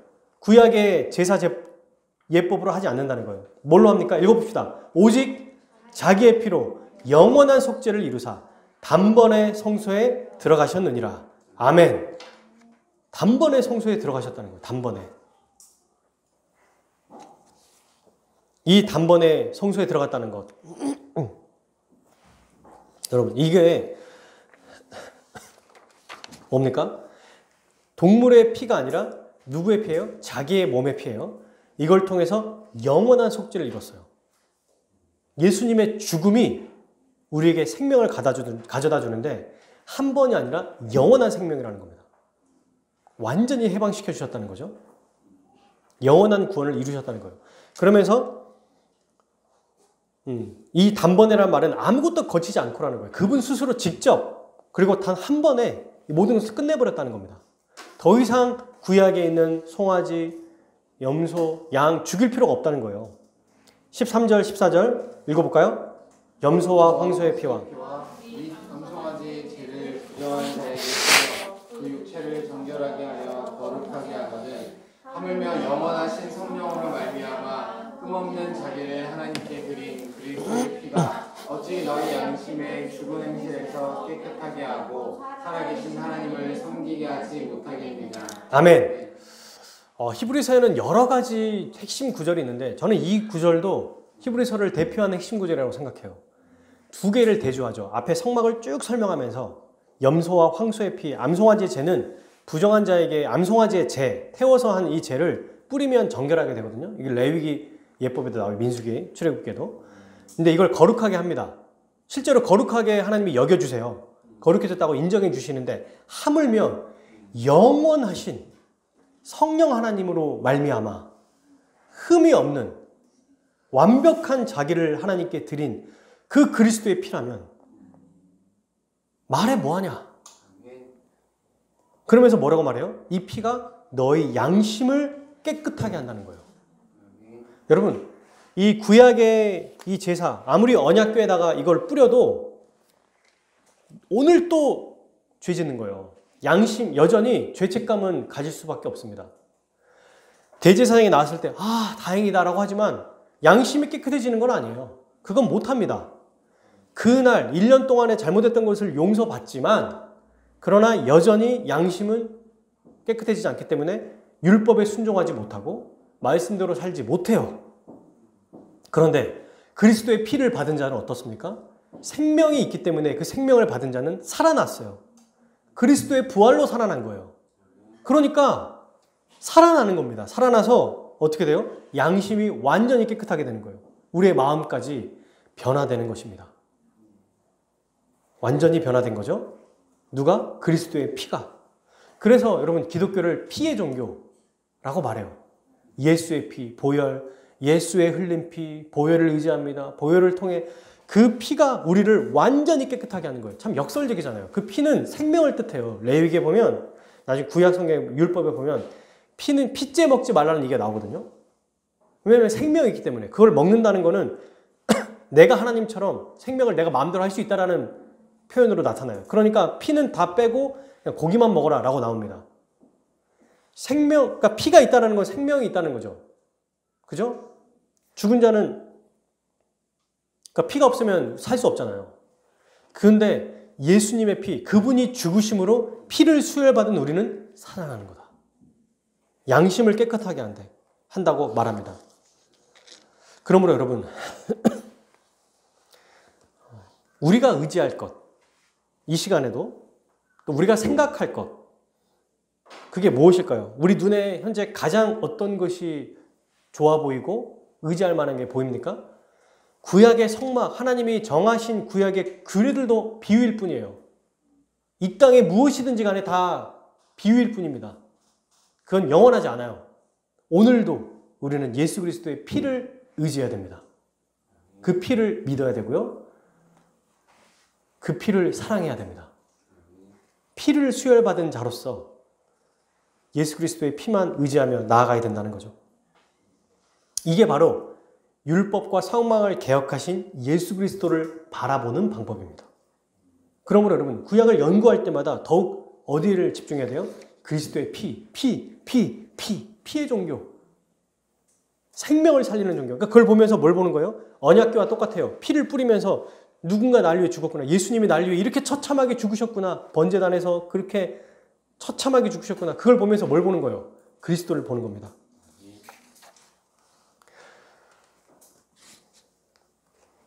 이걸 통해서 그리스도를 보는 거죠. 그러면 정말 진짜로 이 성막과 규례가 다 예수님을 상징할까? 맞아요. 구약의 모든 인물, 사건, 율법, 제도 다 예수님을 상징한다고 그랬잖아요. 제가 간략하게 하나씩 설명해 볼게요. 여러분, 성막, 우리 아까 표에 보면 성막을 만들었을 때 문이 하나 있어요. 동쪽에 나와 있거든요. 그 문으로만 들어갈 수 있어요. 이 문은 구원의 문이 되신 예수 그리스도를 의미해요. 그리스도를 통해서만 들어갈 수 있습니다. 하나님께. 요한복음 10장 9절 내가 문이니 누구든지 나로 말미암아 들어가면 구원을 받고 또 들어가며 나오며 꼴을 얻으리라. 예수님이 직접 하신 말씀이에요. 그리고 문에 딱 들어가자마자 뭐가 있어요? 번제단이 있습니다. 번제단은 자기의 몸을 화목제물로 드리신, 희생하신 예수님의 십자가 죽음을 의미해요. 예수님은 유월절 만찬 때 뭐 하셨어요? 이것을 받아 먹어라. 내 몸과 살이다. 내 몸과 내 피다. 라고 해서 빵과 포도주를 주잖아요. 그러면서 실제로 십자가에 죽으시죠? 에베소서 5장 2절 그리스도께서 너희를 사랑하신 것 같이 너희도 사랑 가운데 행하라. 그는 우리를 위하여 자신을 버리사 향기로운 제물과 희생 제물로 하나님께 드리셨느니라. 자기를 다 내어주셨습니다. 그리고 내어주실 것을 성찬식에서 얘기하셨어요. 그리고 이제 번제단에서 들어갔더니 번제단 다음에 뭐가 있어요? 물두멍이 있습니다. 아까 여러분 물두멍 얘기했잖아요. 규격이 없다고 그랬잖아요. 이게 뭘 얘기하는지 아십니까? 어떤 죄도 다 용서받을 수 있다는 걸 얘기해요. 규격이 없어요. 그분께 나아가면 다 용서받는다는 거예요. 다 깨끗한 걸 입는다는 거예요. 그게 마가복음, 마태복음, 요한복음, 누가복음에 다 나와 있어요. 예수님께 가기만 하면 무슨 죄를 지었든지 다 용서받는다는 겁니다. 다 깨끗하게 된다는 거예요. 그래서 모든 죄를 깨끗하게 하시는 예수 그리스도를 상징합니다. 물두멍에. 그래서 여러분 예수님이 성찬식, 십자가에서 죽으신 것, 번제단에서 그거를 예표하고 그러면서 제자들에게 허리를 두고 뭘 해줬어요? 발을 씻겨줬어요. 이게 다 상징적인 의미가 있는 겁니다. 깨끗하게 해주신다는 거예요. 그래서 어디를 갈 수 있다? 지성소로 갈 수 있게 해주시는 거예요. 누가? 그의 희생을 통해서. 예수님께 나오는 자는 누구든지 한계가 없다는 겁니다. 모든 죄를 용서받을 수 있다는 거예요. 그래서 우리 마가복음 1장 41절 42절에 보면 죄인의 대표적인 사람 누구예요? 문둥병자, 나병환자. 예수께서 불쌍히 여기서 손을 내밀며 그에게 대시되리되 내가 원하는 깨끗함을 받으라 하시니 곧 나병이 그 사람에게 떠나가고 깨끗하여진지라. 원래 예수님이 부정해져야 돼요. 구약의 율법을 통하면. 나병 환자를 만지기만 해도 안 되거든요. 근데 만졌더니 그가 깨끗해져 버린 거예요. 예수님께 나아가는 순간 우리가 깨끗해진다는 거예요. 바로 이게 물두멍에 대한 얘기입니다. 그리고 이제 성소에 딱 들어갑니다. 들어갔더니 뭐가 있어요? 떡상이 있어요. 진설병상. 이건 뭘 얘기합니까? 생명의 떡이 되신 예수님을 의미해요. 요한복음 6장 35절 예수께서 이르시되 나는 생명의 떡이니 내게 오는 자는 결코 줄이지 아니할 터요 나를 믿는 자는 영원히 목마르지 아니하리라. 48절에 내가 곧 생명의 떡이니라. 예수님을 상징하죠. 그 다음 예수님은 또한 그 옆에 등잔대가 되십니다. 요한복음 12장 46절 내가 빛으로 세상에 왔나니 무릇 나를 믿는 자로 어둠에 거하지 않게 하려 함이로다. 예수님을 의미하죠. 그 떡상은 여러분 12지파를 의미한다고 그랬잖아요. 등잔대 예수 그리스도가 그 빛을 우리에게 비춰주는 거예요. 이 성막에 대한 건 그러니까 여러 가지 해석이 가능해요. 멀티 미닝이라고 해서. 하지만 어쨌든 1차적으로는 예수님에 대한 얘기죠. 근데 이 등잔대는 교회를 상징하기도 합니다. 너희는 세상의 빛이라, 빛과 소금이다라고 해서 우리 산상순 말씀 5장에 나오죠. 빛이신 예수님으로 인해 우리도 빛이 돼서 다른 백성들에게 빛을 비추는 역할을 한다는 겁니다. 재밌죠? 성막 나중에 더 자세히 보면 재밌을 거예요. 그리고 분향단은 우리를 위해 중보기도 하시는 예수님을 의미해요. 마태복음 14장 23절 무리를 보내신 후에 기도하러 따로 산에 올라가시니라. 우리를 위해 기도하신다는 거예요. 그리고 이 분향단은 나중에 요한계시록을 보면 성도의 기도를 의미합니다. 요한계시록 8장 3절 또 다른 천사가 와서 제단 곁에 서서 금 향로를 가지고 많은 향을 받으니 이는 모든 성도의 기도와 합하여 보좌 앞 금제단에 드리고자 함이라. 예수님의 기도를 뜻하기도 하지만 우리의 기도도 의미하기도 한다는 거예요. 자, 그리고 휘장은요. 휘장은 예수님의 몸을 의미합니다. 그죠? 예수님이 십자가에 죽으셨을 때 어떻게 해요? 휘장이 위에서 아래로 찢어졌어요. 즉 예수님의 몸이 십자가에서 찢기심으로 죄인인 우리가 하나님께 나갈 수 있다는 겁니다. 여러분. 히브리서 우리가 다음에 배우겠지만 10장 20절 한번 읽어봅시다. 10장 20절에 아예 그 표현이 나와요. 시작. 우리를 위하여 휘장 가운데로 열어 새로운 삶의 길이요 휘장은 곧 그의 육체니라. 아멘. 그의 몸이라고 아예 표현하죠. 그리고 휘장을 통해서 딱 들어갔더니 마지막 뭐가 있습니까? 언약궤가 있습니다. 우리를 위해 화목제물 대신 그리고 항상 범죄하고 말씀을 지키지도 않고 또 반항하고 또 의식주를 주심에도 불구하고 여러분 의식주를 줌에도 불구하고 하나님을 거역하는 우리를 위해 자기의 생명을 피를 뿌려서 우리를 살리신 거예요. 우리 이렇게 기도해 본 적 있지 않나요? 여러분 솔직히 하나님 내가 이것만 해결되면 주를 섬기겠습니다. 직장 이번에 내가 연봉이 어렵고 잘 되지도 않고 연애도 좀 어렵고 우리 가정에 지금 이런 일이 있는데 이것만 해결하면 내가 이전보다 더 열심히 섬길게요. 그게 해결되면 섬기나요? 안 섬겨요. 거기에 더 빠지게 되는 경우가 있어요. 오히려 그게 더 좋아요. 돈 많이 버니까 더 돈에 더 매혹됩니다. 직장이 좋아지니까 더 바빠져요. 사랑하는 사람, 내가 결혼만 하면 결혼하니까 더 바빠져요. 아, 내가 아이를 못 낳는데 아이만 낳으면 더 뭔가 주를 위해서 애 때문에 더 바빠요. 주를 위해 살 시간이 없어요. 기도할 시간이 없어요. 다 핑계가 되는 거죠. 다 핑계거리가 되는 겁니다. 실제지만 핑계거리가 되는 거예요. 주님 이것만 주시면 이것만 하시면 오늘날도 똑같다는 겁니다. 이 모든 것을 다 우리 주님이 대신해서 우리를 위해 십자가의 죽으심으로 이루셨어요. 그러니 우리는 우리의 이런 상황 속에서도 예수님을 붙잡아야겠죠. 그분께 나아가는 것이 하나님께 나아가는 유일한 길이기 때문입니다. 근데 여러분 이게 참 신기한 게 로마서 3장 25절에 보면 이 예수를 하나님의 그의 피로써 믿음으로 말미암는 화목제물로 세우셨으니 이는 하나님께서 길이 참으시는 중에 전에 지은 죄를 간과하심으로 자기 의로우심을 나타내셔야 합니다. 예수님이 화목제물로 죽으셨는데 뭐라고 하냐면 하나님이 자기의 의로움을 나타냈고 그걸 믿으면 믿는 자도 의롭다고 한대요. 이게 로마서의 표현이에요. 우리 번제단 언약궤를 생각해 보세요. 피를 뿌렸어요. 예수님이 죽으셨어요. 근데 그것은 예수님의 의로움뿐만 아니라 누구도 의로워지는 거예요? 우리도 의로워지는 거예요. 그러면 여러분 성막에 있는 모든 기구가 다 누구를 의미해요? 예수 그리스도. 그리고 그분으로 인한 우리도 또한 상징할 수 있겠죠. 예수님과 그분의 십자가를 의미한다는 겁니다. 자, 이걸 이미지로 제가 마지막으로 한번 설명해 볼게요. 예수님이 입구로 들어오십니다. 그리고 십자가에서 자, 입구로 들어오세요. 그리고 번제단이 있죠. 거기서 자기의 몸을 희생해요. 십자가에서 죽으세요. 그죠? 그리고 물두멍에서 믿는 모든 자를 깨끗하게 하세요. 그리고 부활하신 그분이 이제 와서 성소에 들어가요.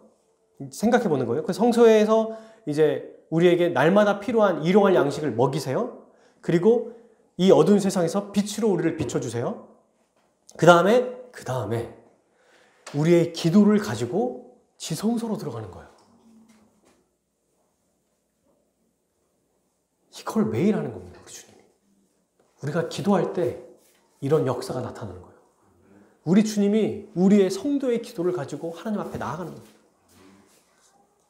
날마다 들어가는 것. 그래서 예수님과 함께 지성소에 들어가는 거죠. 우리는. 이게 바로 예수님이 행하시는 이 이미지로 그런 모습인 겁니다. 자, 끝으로 시간이 많이 갔지만 우리 한 가지만 더 보고 좀 마치려고 합니다. 14절에 우리가 중요하게 알 수 있는 것이 하나 또 있어요. 예수님의 피가 이렇게 중요하다고 할 때 결국 양심이 깨끗해지게 되는 거라고 했잖아요. 우리가 거룩해지는 것. 근데 이게 최종 목적이 아니라는 거예요. 그냥 우리가 깨끗해지는 것, 우리가 죄사함 받는 것, 우리가 거룩해지는 게 목적이 아니라 결국 뭐 하는 게 목적이에요. 양심이 깨끗해져서 죽은 행실을 깨끗하게 돼서 뭐 하는 겁니까? 살아계신 하나님을 섬기게 하는 것이 바로 우리가 깨끗해지게 된 목적입니다. 그냥 죄 용서 받고 내가 알아서 살겠습니다. 아, 하나님 저를 자유케 해주셨네요. 이제 마음대로 살게요. 이게 아니라는 거예요. 거룩한 자로서 살아계신 하나님을 예배하게 하기 위해서 우리를 깨끗하게 해주셨습니다. 이것이 하나님이 우리에게 베푸신 은혜인 거예요. 그러므로 여러분, 죄 회개 자체가 예배드리는 목적이 돼서는 안 돼요. 우리의 삶의 목적이 돼서는 안 돼요. 예배가 우리의 목적이 돼야 됩니다. 예배라는 게 뭐예요? 크게 두 가지로 나누죠. 나중에 10장 22절부터 25절 한번 보실래요? 다음에 보겠지만 10장 22절에서 25절에 예배에 대한 설명이 나와요. 23절 또 약속하신 이는 22절 마음의 뿌림을 받아 약한 양심으로 벗어나고 악한 양심을 벗어나 맑은 물로 씻음을 받았으니 뭐랍니까? 참 마음과 온전한 믿음으로 하나님께 나아가자. 그 다음에 또 약속하신 이 믿으시니 우리가 믿는 도리 손을 굳게 잡고 뭐라고 24절 읽어볼까요? 25절 시작. 서로 돌아보아 사랑과 선행을 격려하며 오히려 피하는 어떤 사람들의 습관과 같이 하지 말고 오직 권하여 그날의 가까움을 볼수록 더욱 그리하자. 아멘. 이 일을 하기 위해서 우리를 살리셨다는 거예요. 공적인 예배, 하나님께 온전히 올려드리는 하나님 앞에 깨끗한 양심으로 믿음으로 나아가는 것, 그분께 높이는 것, 그분의 이름을 높이는 것이 중요하고 두 번째는 그 이름을 높이는 자들은 동시에 다른 지체들도 함께 섬기고 돌보고 격려하는 일을 한다는 거예요. 여러분, 이 격려가 뭐냐면 그냥 물질로만 돈 주고 도와주는 걸 말하는 게 아니에요. 어떻게 하면 이 사람을 도울까? 어떻게 하면 다른 사람을 향해서 내가 복음을 전할까 하면서 애를 쓰게 하는 것까지 포함됩니다. 어제 토요일인데에도 불구하고 그 누룩선교회 마지막 10주년 감사 예배를 제가 드렸거든요. 거기를 초청돼서 말씀선교 대표로 가서 이제 뭐 감사패를 받았어요. 이제 전국에 있는 누룩이라고 해서 일반 평신도들이 복음을 전하는 단체거든요. 근데 부산, 대구 다 오셨어요. 그분들이. 저는 너무 좀 부끄럽더라고요. 목회자인데도 불구하고 그분들은 자기의 인생을 다해서 10년 동안 그 일을 하셨는데 앞으로 이제 파송식을 하는 거예요. 누룩이라는 단체는 없어지지만 계속해서 누룩이라는 이름으로 복음을 전하며 살아가십시오 하는 이제 그 행사가 열렸거든요. 그걸 보면서 제가 뭘 깨달았냐면, 아, 이들이 정말 하나님 앞에 예배 드리고 있구나. 공적인 예배뿐만 아니라 우리가 지금 하고 있는 것처럼. 근데 제가 도전을 받은 게 있습니다. 모두가 똑같은 24시간의 삶이 주어져 있을 거 아니에요? 다 가정이 있고 직장이 있고 신앙생활을 해요. 목사인 저는 제가 이게 사실은 제 직업이니까 일을 하는 건데 평신도들인데도 일주일에 한 번, 두 번씩 그룹별로 만나가지고 복음의 기초를 가르치고 십자가를 가르치고 이거를 직장인들이 하고 있다는 겁니다. 그래서 어제 봤더니 전국에 50명의 간사들이 있고 예비 후보생들이 30명이 있고 정회원들이 한 300명이 되더라고요. 그래서 어제 올 수 있는 사람만 27명이 감사패를 다 받았어요. 전국에서 와가지고. 그러면서 제가 깨달았습니다. 그리고 이제 한 분이 마지막에 간증을 하고 마쳤는데 이제 대표이신 그분이 10년 동안 자기를 사용하신 하나님께 감사하는 것 뿐이더라고요. 목회자로서 좀 부끄러웠습니다. 나는 뭘 하고 있었나? 우리는 똑같은 24시간의 시간을 주어졌는데 우리가 가정을 돌보고 우리가 할 일들이 있죠. 분명히 잘해야 됩니다. 근데 시간을 내고 쪼개고 고달픈 삶에서도 어떻게든 주를 위해서 복음을 전하려고 다른 사람에게 누가 알아주지도 않는 거 복음을 전하고 그들이 막 자라가고 하는 거. 근데 또 얼마나 많이 또 거역당하겠어요? 그때 서로 격려하고. 제가 이 말씀을 보면서 이거구나 이게. 서로 돌아보아 사랑과 선행을 격려할 때 뭔가를 해야 사랑과 선행이 있거든요. 그래서 앞으로 우리 교회를 하나님께서도 기대하게 하시는구나. 이렇게 예배를 잘 드리고 공적인 예배를 그리고 이후에 우리의 이 일상의 삶이 이제는 정말 복음을 전하고 주인 사랑과 선행으로 서로 격려하는 뭔가 정말 풍성한 이 일들이 있기를 그런 마음으로 좀 기대하게 됐었어요. 소망하게 됐었습니다. 그래서 이 예배, 이런 삶을 기뻐하시겠구나. 여러분, 어제 잠깐이지만 제가 그 생각을 했거든요. 마지막 만약에 우리 주님이 오늘 딱 오실 때 내가 뭘 드릴 수 있다고 얘기할 수 있을까? 그냥 주어진 제 가정의 주부로서, 남편으로서, 아이로서 저 그냥 잘 살았습니다. 이렇게 말하는 그 잘못됐다고 생각 안 합니다. 그런데 그런 사람들과 반면에 어제 또는 우리 여러분 같이 혹은 더 열심히 하는 분들 있잖아요.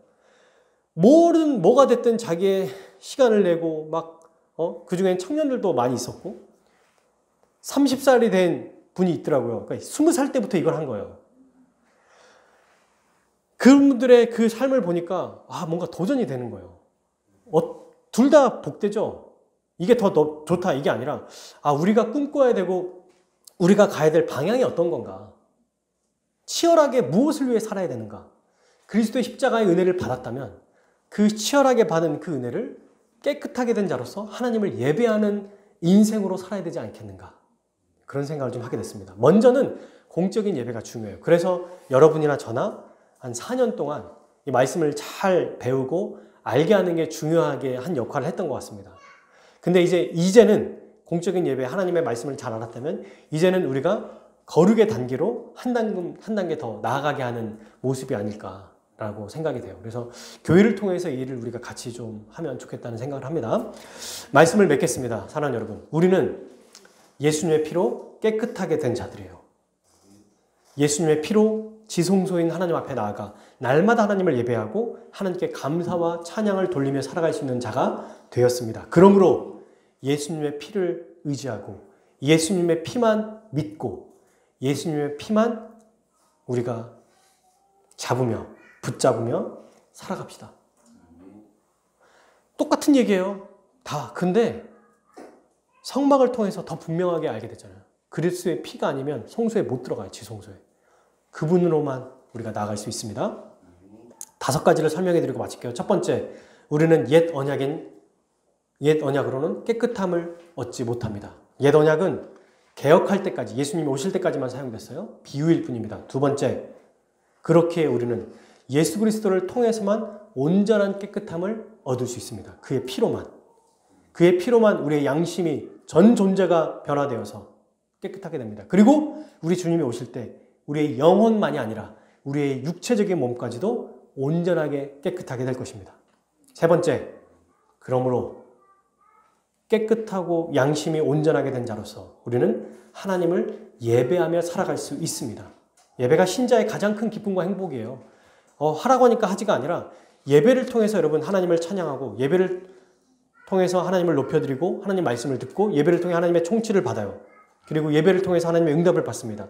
그러니까 신자에게 진짜 참된 신자라면 예배가 제일 행복한 거예요. 이 시간이 가장 기쁜 겁니다. 이 시간이 너무 행복한 거예요. 너 해야 되니까 해야 돼. 숙제처럼 하는 게 아닙니다. 이게 회복이 돼야 되겠죠. 그리스도의 피를 의지할 때 회복이 됩니다. 자, 그리고 이 네 번째, 이 예배는 뭐냐? 하나님의 이름을 높이고 다른 지체를 섬기는 것. 이것을 말하는 거예요. 하나님의 은혜를 경험하는 자는 반드시 다른 지체에게 이 은혜를 함께 공유하며 살아갑니다. 이거 십자가의 은혜이기 때문이죠. 십자가가 어떻게 생겼어요? 위에서 아래. 우리가 지성소로 갔잖아요. 그 다음에 십자가. 우리와 동등한 다른 지체에게 이 십자가의 은혜를 전하는 것. 이게 바로 십자가의 모습 아닙니까? 이게 하나님이 기뻐하시는 예배입니다. 마지막 5번째, 이 모든 것은 교회에서 이루어집니다. 홀로 할 수 없어요. 불가능합니다. 하나님이 이것도 혼자 하는 것도 원하지 않으세요. 어떻게 혼자 제사를 드립니까? 제사 드리고 어떻게 가요? 많은 사람이 필요해서 제사장, 대제사장, 또 많은 벽속들 마찬가지예요. 이 일은 교회의 성도들과 함께 하는 것입니다. 함께 영광 돌리며 살아가게 하셨어요. 그래서 홀로 이 일을 하는 게 아니라 우리가 보게 될 산상수훈의 말씀도 신자 너 개인이 그렇게 살아라가 아니라 교회에게 주신 말씀이에요. 아까 제가 말했죠. 서로 사랑으로 격려하는 것. 교회가 이제 이 일을 함께 시작할 때 우리가 이 일을 시작할 수 있습니다. 누룩성교회 혼자가 아니라 여러 명이 같이 한 거예요. 이 일을 우리가 하게 될 것을 저는 기대하고 아주 또 소망하고 있습니다. 그러므로 사랑하는 여러분, 오늘도 이번 한 주도 우리를 온전하게 하신 우리 예수 그리스도의 피를 바라봅시다. 그 피를 믿고 의지하며 사랑하며 나아갑시다. 그래서 피를 통해 하나님의 이름을 높이고 다른 사람을 사랑하는 참된 예배자로서 하나님을 사랑하면서 날마다 주님이 주시는 의와 평강과 희락 가운데 살아가기를 바랍니다. 아멘.